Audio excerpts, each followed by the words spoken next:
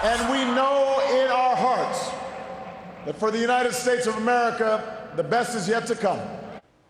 Well, the voters have chosen President Barack Obama for another 4 years. But who exactly cast their ballot this election year? Joining us now to break down kind of the exit polling is our political analyst, Stephen Caliendo. So break it down for us. What are you finding? You know, it's interesting. Some of the results aren't interesting at all. They're exactly what you would expect, but others are. I mean, the gender gap was large. It was about 10 points for the president and with women, and Romney won by about 8 points or so with men. More women voted than men, and that was sort of interesting. One of the things I think that was interesting, my favorite part of the exit poll, was the question about who was more to blame for the current economic problems, and I don't think we have it on the graphic, but it's interesting that 53% of people thought it was George W. Bush. Only about 38% thought that it was Barack Obama. And that's important because that was the message that Mitt Romney was trying to get out, which is this president is even though he inherited a bad situation, he's made it worse. People didn't buy that argument. Stephen, what's interesting about that, too, I saw another exit poll that said the primary reason for voting was because of the economy. The economy, right. And just recently, the polls were all showing that voters believe that Mitt Romney was the man to fix the economy. How did that switch around at the last minute? That's a great question. You know, exit polls are wonderful because we don't have to worry about predicting possible voters. We know everybody voted, and there's a lot of people. They're not 1,000. We're talking about tens of thousands of people. The problem is it's a snapshot on that day. So we don't know if folks decided yesterday morning that, oh, well,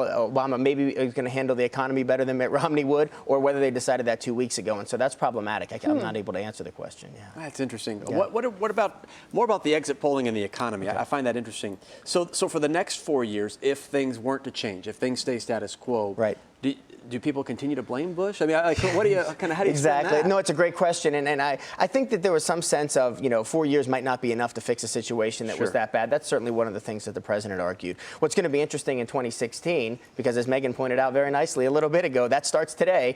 They're not going to have. I doubt that Joe Biden will run, so which means we're going to have primaries on the Republican side and the Democratic side again, just like we did in 2008. Yeah. So it's going to be a long one. Stephen, real quickly, we've seen we saw long lines in a lot of places to vote yesterday. It seems like we almost have an outdated system that you actually have to go to the polls and hit a button. You can do everything on your phone. You can check into an airplane. You can pay your bills. At what point do we catch up in technology in the voting process? Well, it's coming. I don't know that it'll be here in the next 4 years or the next 2 years or even the next 8 years, but I do think that there'll be some movement in that direction. One of the things that's definitely outdated is having to show up on a Tuesday, which is a work day, only one day. I mean, you see more and more states having early voting. Lots of people are taking advantage of early voting or mail-in voting for any reason, not just because you can't be at the polls. So I think we're going to see more of that. The technology, people are a little concerned about voter fraud, and so there's going to have to be some security there. But you're right. We have a lot of things that we do that are very important online, like have our banking and so forth, and I'm sure we'll get there. Yeah. I'm typing in on my phone. I'm going to text in my vote for 2016. There you go. Thank you, Stephen, for being